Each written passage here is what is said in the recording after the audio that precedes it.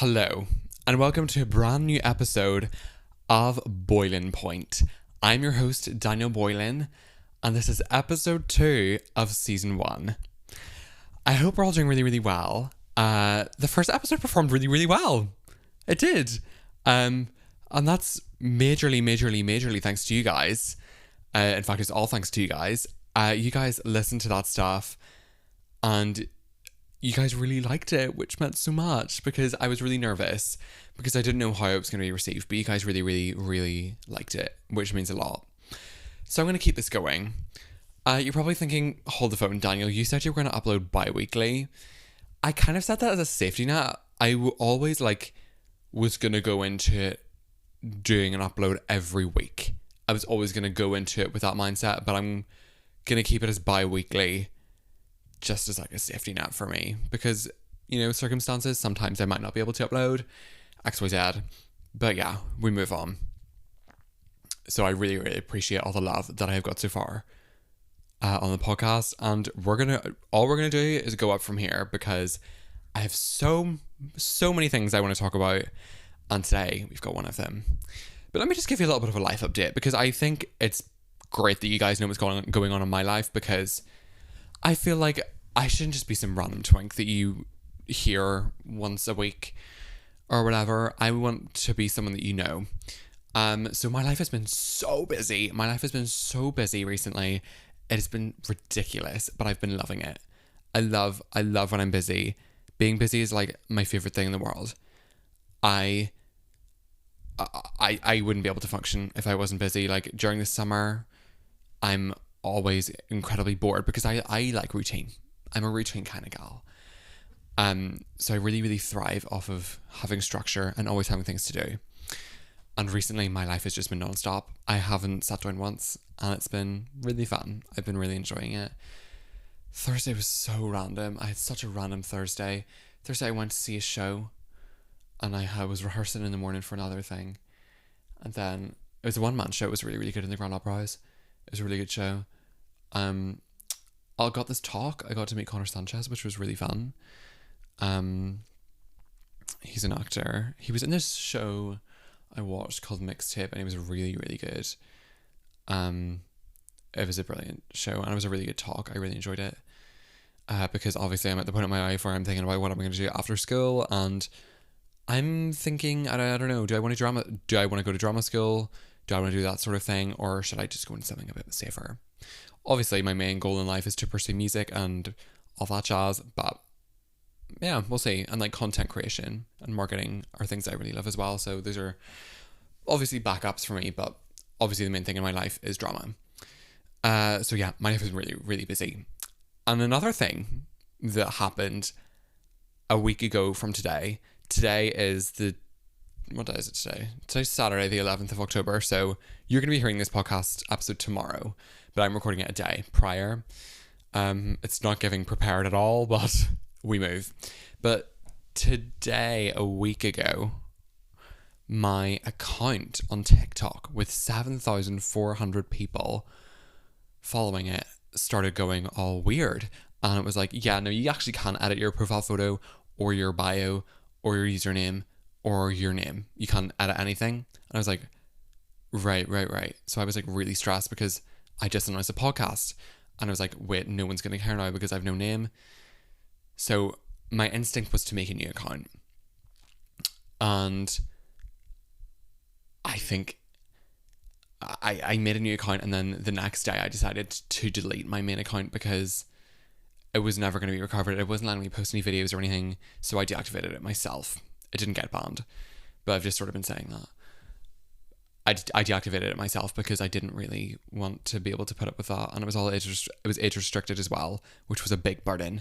So I was like, let's just start afresh. I'm really glad I did. I've got 740 followers so far, which is great, and I'm very appreciative of every single one of you who's decided to follow so far. And my TikToks have been doing really well, and I've been really happy because I feel like with my old account, it was very structured, and I was like, okay, let's do this. But I feel like with this, because it's new and I'm starting afresh, my videos are just so much higher quality, and if they're not like a high quality production video, they're really funny. So I think I've got that going for me. I think I'm funnier in the past week than I've ever been in my whole life.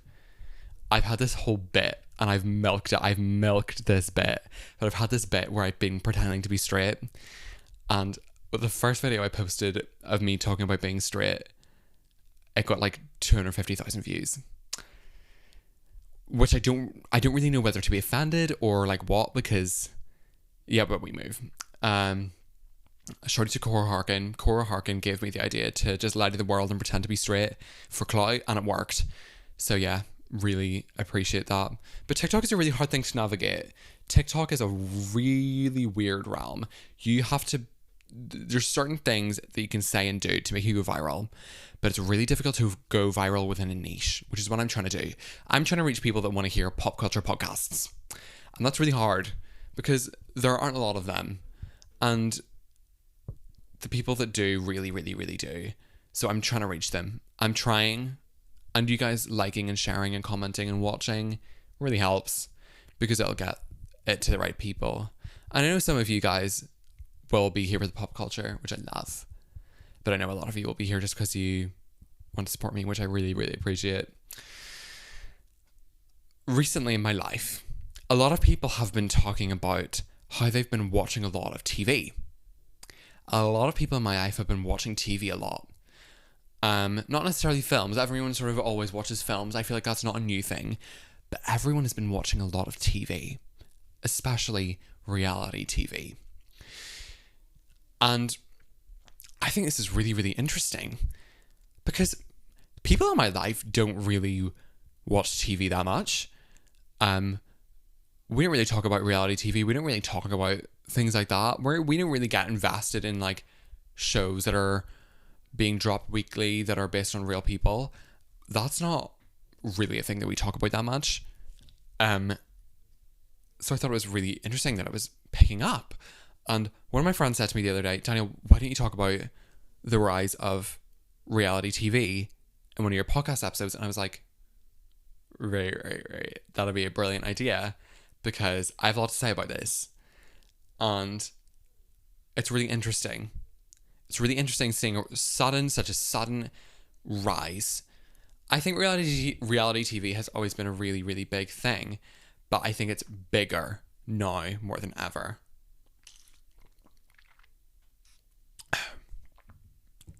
So, let's just like throw a couple of names into the hat. What are some reality TV shows that you have been watching or have heard other people watching? Because what have I been watching? I've been watching Married at First Sight.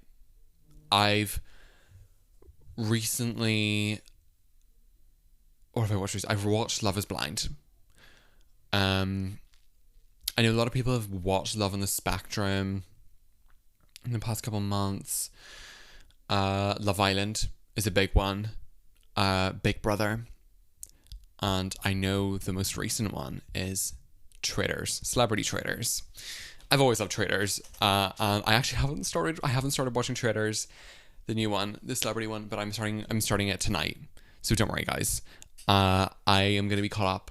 I've basically seen every single spoiler that there is, so like I feel like there's no point in me even watching it because I already know everything that basically happens, but I am excited to start it so I can be in the loop with it all. But I wanted to talk about the different types. I want to talk about the different types of reality TV shows because I think there is a big difference in not necessarily the genre of reality TV shows because they all sort of circle around the same thing, but it's how they promote it. The first type of promotion that I think exists in the world of reality TV is selling something as, you're gonna love this. This is addictive. You're not gonna want to put this down. This is gonna be funny. This is gonna be entertaining. This is gonna be everything that you want. And if you don't watch it, you're gonna be missing out. That's how some people sell reality TV shows. People create talk about it, and that's how they sell it. An example of a reality TV show, which I think is sold as addictive is Married at First Sight. Married at First Sight, oh my days. If you want to watch a funny show with funny people on it doing funny things, watch this show. Basically, the title, if you haven't watched it, the title is exactly what it says on the cover. It's people that get married the first time that they meet each other. So they meet each other on their wedding day. Two complete strangers, they meet each other and then they get legally married. They get legally married and they have no idea who they're going to get married to. They get married to a complete stranger and they just have to go along with it. They have to get married. And that's all part of the experiment. You're probably wondering, how do these people get matched? Well, is it random? Are there people that are matching them up? Well, there is a team of experts. I'm doing quotation marks right now. Experts. That are sort of attempting to match two people together. And obviously it's so obvious when they're deliberately trying to match two people that would not actually match in the real world ever together, as like a form of like low-key marketing. But yeah, oh my goodness, the experts, they're so annoying. They're all like, yeah, I think Jason would be a really good match for Emily because Emily has a fiery personality, but Jason's quite quiet and a little bit of a homebody, so I think they'll really balance each other out. And I'm like, oh my days, shut up, get a life. Oh my days, fix your face. Yeah. If you watch the show, you'll get what I mean. I'm watching the UK one at the moment. And it's such a funny show. And basically, the actual experiment takes place over their honeymoon. Their honeymoon. That's why people go on the show. They go on the show because they want the all expenses paid holiday, which is like it's like a crazy holiday. It's like, let's go to the Alps and let's live there for a week and let's do everything imaginable for free. That's what it's giving. But like it's with a stranger. So I reckon a lot of people go into it either for the fame or for the really brilliant holiday. I don't think a lot of people go into it for love. Maybe some people do. But from my experience with these shows, not really. But anyway, it's a really funny show. And the whole premise of it is it's sold as this really addictive show that follows a couple who are strangers, who are legally married, and it sees if they want to stay with each other or if they want a divorce. I think that people like this show because of the drama. No matter what people say, people love the gossip. People love the gossip. Like, no matter if anyone's like, I really don't like gossip. I really don't like drama. I think it's really, really bad. We both know that is lies. You can't not like gossip. You can't. You must be so boring. But anyway, people enjoy drama. People enjoy drama that doesn't affect them because it doesn't have any repercussions on their life. If there's drama in your actual life, then that will have repercussions on your day to day. But you just get to observe other people. It's giving like the best way. It's like, that's like selling a drug. It feels like you're selling a drug. It feels like you're a drug dealer if you're like selling that, because you're selling a high that can only be replicated with repercussions. So this is an incredible find for whoever invented this sort of reality show. I don't care enough to do that deep level of research, but yeah, great idea, whoever came up with that. So people love it because of the drama, and people also love it because of the emotional investment.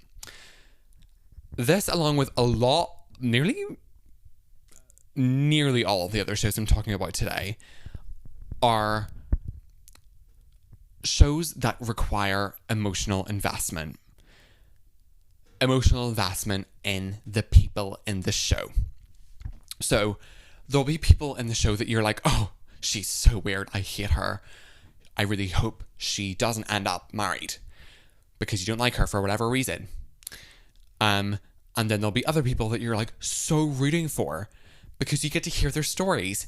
At the beginning of the show, when they introduce these strangers, they give a little bit of their backstory, a little bit of what they're about, so that they become real people to you. They're not just characters, they're like real people. They're not just like contestants, you know? And I think that's a really, really clever way of marketing it. And that is a part of the addictive cycle. They're selling this as addictive. They're selling this as addictive because it's got emotional relatability. They make you really, really invested in it so that you watch more. In this show, there's it's so funny because there's just people that you find funny, and there's people that you really don't like, and there's people that you really, really do like. And even if you don't like them, you like hating them. And even if you do like them, you love that too. It's just an all round positive for whoever is on the marketing team. Another factor of why people like Married at First Sight is the bingeability. The bingeability epidemic needs to be studied. Maybe I'll do that in another episode. That's another topic for another day. But the bingeability of this show is crazy. You can just sit down and watch the whole thing, and like it'll take you like a day, like 24 hours, but you can just watch it all in one sitting. And I think people really, really appreciate that. Especially ever since COVID. I think people learned what movie marathons and binging TV shows was at the beginning of COVID, because people had so much more time on their hands. And I think people have really stuck onto that idea. So that's a really good positive for the marketing team of Married at First Sight as well. This is a funny one. This next point I've written down. Basically, this is inspired by my mother. I watched Married at First Sight with my mother, and with my mummy. I watched it with my mum, and she did a psychology degree, and she talks about how she loves these shows because it's like a psychology experiment. And I'm like, right, okay, I totally see where you're coming from.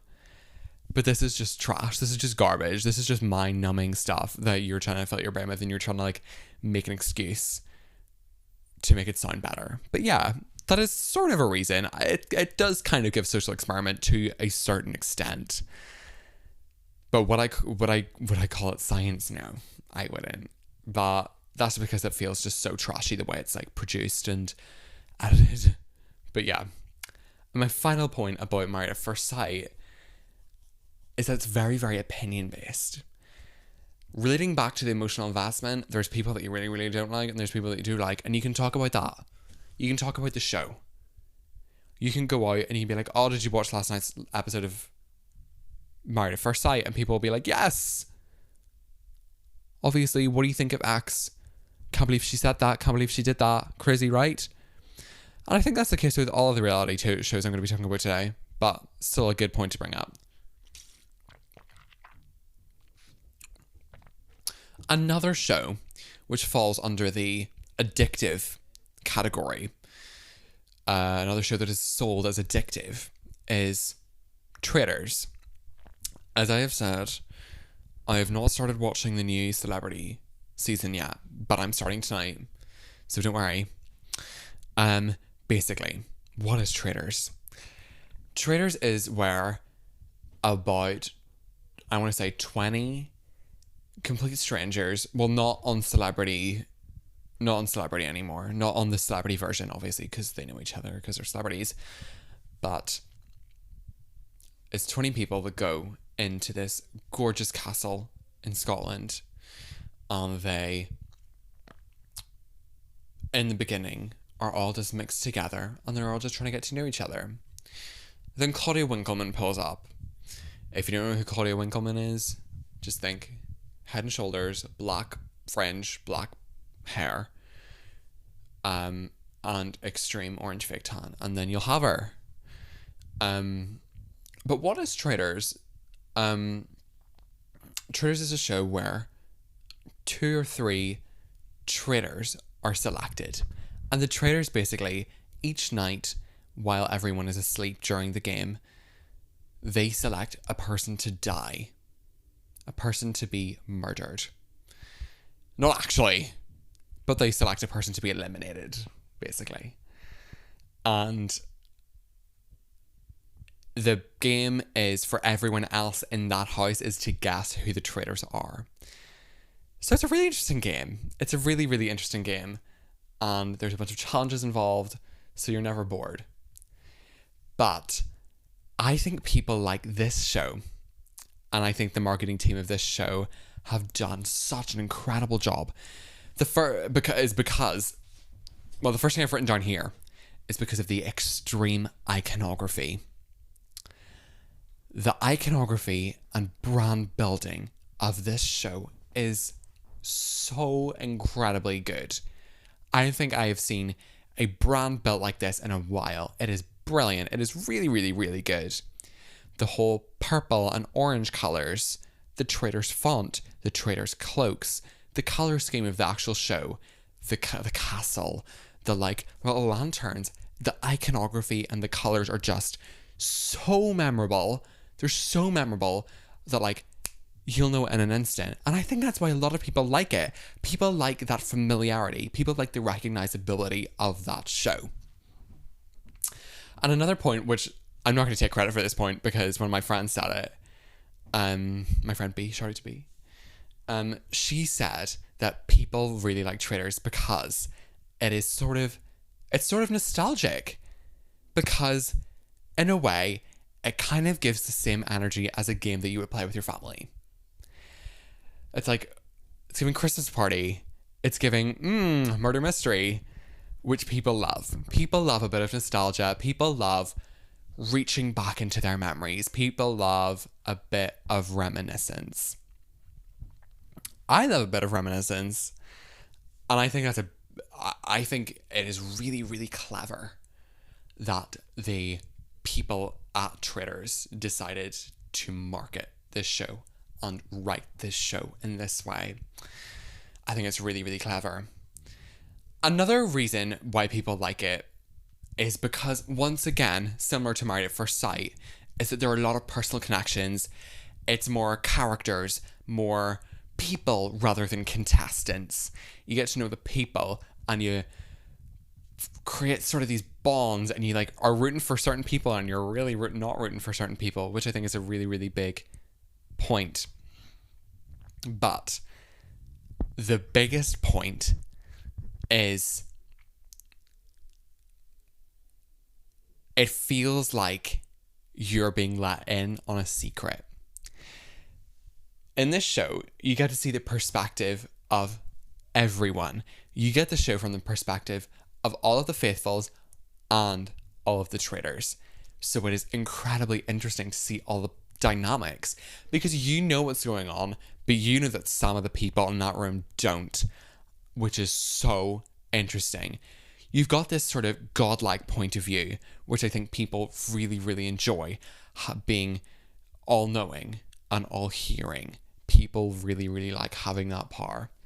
I think that's a massive reason why people like this show. That's a big reason why I like this show. They could have played it totally differently. This is something I was thinking about earlier. They could have played this totally differently. They could have not told us who the traitors were, and we could have had to guess. That could have been interesting, but I don't think it would have played just as well as this has, because this is getting to play a godlike sort of role, which I think is really, really interesting. And the final reason why I think people really, really like this show is because you get to see people being wrong, and you get to see people being so right about who the traitors are. It is so interesting seeing people being so gullible, and it's so funny seeing people's schemes and people's plans working. It is so funny, and it's so interesting to watch it play out. This is giving social experiment. This is really giving social experiment. And I think it is so interesting to watch. I really like Traitors. I've always really, really liked Traitors. I've watched every single season that there is, and I really like it. I think it's a really great show, and I'm so excited to watch the celebrity one. But, moving on. Those first two shows, Married at First Sight and Traitors, I think those two shows are both marketed as addictive. They've both got their personal connections. They've both got their sort of bingeability. They've got their drama. But I think the other way, the more modern way of promoting a show and sort of producing a show is by painting it as controversial. Controversial sort of means that there are multiple different opinions about the same thing. And I think these two shows I'm going to talk about are very controversial because of things that the show stands for or things that have occurred within the show. Before we talk about the actual shows, I want to talk about a little bit of the rage bait epidemic. I think that the era of rage bait is something that was always going to happen. I have really capitalized on rage bait. Earlier in the episode, I talked about how I have had this bit going where I'm like pretending to be straight and people are getting rage baited because obviously I am visibly gay. Visibly. So people are finding that really, people getting angry at that because they're like, wait, well, this is just wrong. So they're like commenting and they're sharing and they're liking because they're like, no way, this is true. No way, this is real. No way he said that. I capitalize on it, and I think rage bait is a really excellent way of promotion, but it's also a little bit harmful, don't you think? If you flip it, rage bait is fueling rage, and surely we want peace in the world. Peace on the world. For I ask Santa Claus for peace on the world. Do we get the reference? The girls don't know. But rage bait is something that is definitely used to promote. Whether it's intentional or not is up to your opinion. But rage bait is a big factor of promotion in modern reality TV. So, the first show I want to talk about today is a show I actually have not watched personally, but I've heard a lot about and I've done a little bit of research. It's Big Brother. I've never watched Big Brother. I did not really know what it was about until a couple of days ago when I was doing my research for this podcast. But from my research, I found out that this show is basically absolutely nothing. There's no plot, there's no structure, nothing. All it is that there's about 20 odd people thrown into this house. They all live together, and each week or each day or each couple of days, I don't know what the time scale is, but over a certain amount of period of time, they evict someone from the house. And it's basically the last one standing that wins a lot of money. That's kind of what I've gathered. And this show is just basically like people talking to each other, people building relationships, people saying things about each other behind your back. It's just like every reality show ever. But this one has been really big in the media recently. Like very recently, like the past 2 days. Due to lots of things that have occurred on the show. The show's contestants are very controversial. There recently has been a lot of transphobia on Big Brother, I believe. And I believe someone was kicked off of the show because of... correct me if I'm wrong, I do not know if this is correct, but I believe that they were kicked off of the show because they were saying things that were wildly like wrong or something, or like politically incorrect or out of touch. I don't know what it was. I actually have tried to find out, but I couldn't find out. But I don't know what he said. I don't know what he said.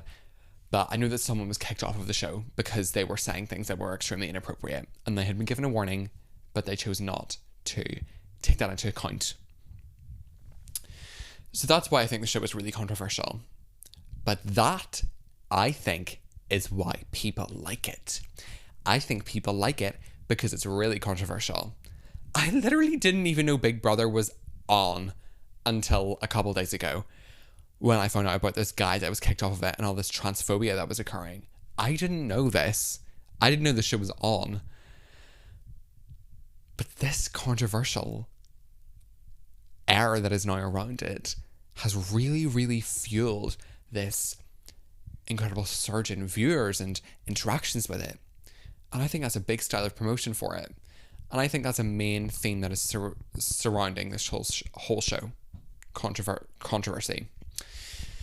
Another reason why I think people really like this show is because of the memeability. Oh my days, the amount of memes I have seen about this show, none of them I understand. But on Twitter, on Instagram, it's just meme after meme after meme after meme. And I think that is a way of promotion in and itself, but it's also a way of building a community. I think that the producers of Big Brother designed the show to be so memeable and so controversial that even talking about it would be fun. Talking about it would be fun. And posting about it would be fun. And in turn, that would get them more viewers. So yeah, I think the producers of the show have deliberately made this show so memeable. So memeable. The next thing I've written down here is rage baiting. To do with promotion. I think the rage baiting side of the promotion is so massive. I think that is why people like it. They may not know it, but they enjoy maybe watching it because they hate it so much. That's the thing. Hate watching. I do that sometimes. I hate watch things. I hope you do too, so I don't sound crazy. But yeah, I think that's a big thing. And I think that's why there's been such a big rise, to circle back to my actual original point of why I'm doing this podcast. I think a big rise in people watching and people talking about shows recently is because of the era of rage bait. There being controversy around things. People really, really like to talk about that. It is incredibly easy to make commentary on Big Brother because you're just talking about how people are interacting. I talk about how people interact in my own life day to day. So for some people, this is just not doing anything different. This is just doing the exact same thing, but about people that you've seen on your phone or your laptop or your TV. Like, it's exactly the same. So it's not breaking routine. It's not adding anything new, not adding any hassle for anybody. In fact, it's something that people do innately, talking about things, making commentary. So I think that's very clever from the producers to make the show so easy to talk about. Once again, this show is giving social experiment. People pretend to be clever when they're watching it, but at the end of the day, it is just garbage. That's kind of the same as all of them. But a big one with this one is that it's really, really unpredictable. You don't know what's going to come next. Married at First Sight, you kind of know what's going to happen. Traders, you kind of know what's going to happen. But Big Brother, you never know what people are going to say or do on that show because the people that they get on there are so wild. So wild. Which I think is an excellent choice from the casting team. Because if I was going to cast Big Brother, I would cast the most crazy people ever so that I could get the most amount of viewers, the most amount of likes, the most amount of shares I physically could. And I think that's why people like it. It's because they like talking. They want something to talk about, so they'll talk about this. My final exhibit, Exhibit D, is Love Island. Love Island is the funniest freaking show ever. If you want to laugh at people and not with them, watch Love Island because it is the most ridiculous show ever made. This show is essentially a bunch of really attractive people thrown in to this scenario where they wear no clothes, They literally wear, if you're lucky, a bikini, or if you're a man, some itty bitty Speedos. That's about it. That's all you wear on this show.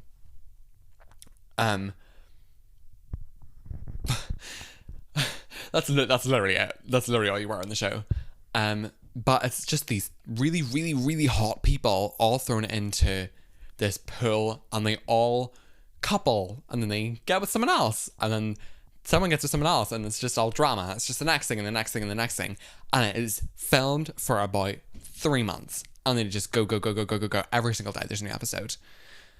And it's just crazy.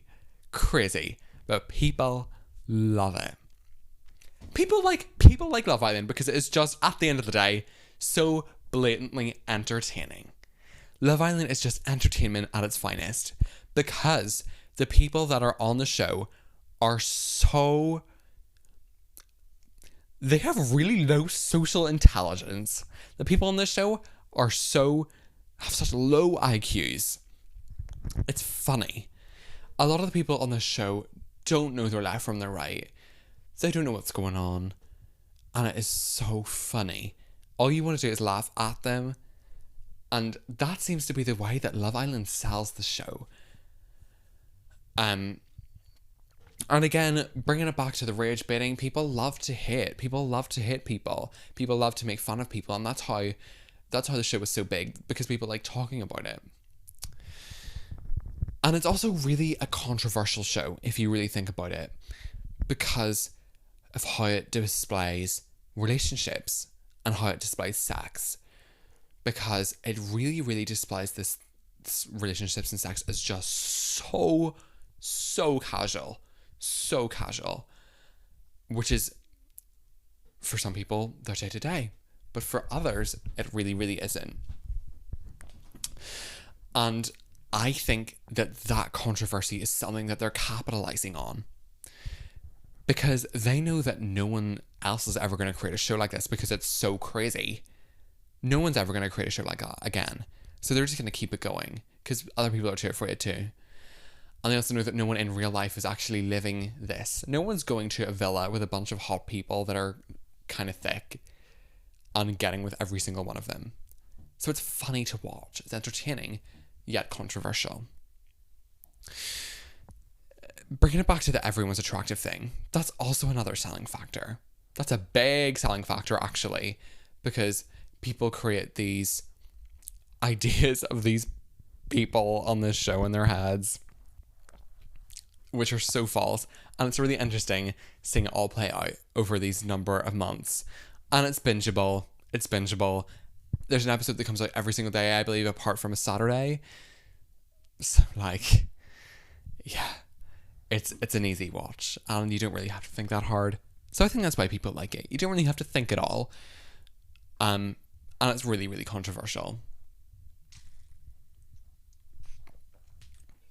So, to conclude, let's have a little bit of a look. I'm going to have a look at my notes here. Let's find a little bit of a pattern. Let's see a definitive why. Why is there a rise in people talking about and people watching reality TV? Because there's been a really dramatic rise in the past year. At Married at First Sight, when I'm looking at my notes for that, a big thing I have here is bingeability. An emotional investment. Yes. Let's look at Traitors. Lots of drama. Yes. Also emotional investment. Interesting. Big Brother, even though this is promoted in a slightly different style, a style of controversy, there are still some very, very similar things. There is the drama, obviously, which is the main thing. And there is a lot of controversy. That's a big one in this one, controversy. And there is also the creating the emotional investment, the emotional attachment between you, yourself, the viewer, and the contestant or the person or the character. And finally, on Love Island, it's the rage bait. It's the entertainment, and it's the controversy. So I think that what we've learned from today is that Reality TV shows are created to either be addictive, controversial, or both. In this rage bait epidemic, people are gonna make TV shows like that because that's the only way that you can really sell stuff nowadays. And I think it's really, really interesting the way that things have skyrocketed recently because people have been talking about it. One person talks about it, then the next person watches it. It's all to do with word of mouth and social media. So I hope that has answered your question. Sorry, my question about why there's been such a rise in people watching and talking about reality TV. But yeah, that's all I have to say for today. I really hope that you enjoyed that episode because I love talking and I think I love creating notes and I love talking about things that affect my life. So yeah, I really hope you enjoyed it too. I really appreciate you listening. It really means so much. And there's going to be so much more to come. So yeah, this is Boylan Point. I am your host, Daniel Boylan. And I will see you all in the next one. Bye bye.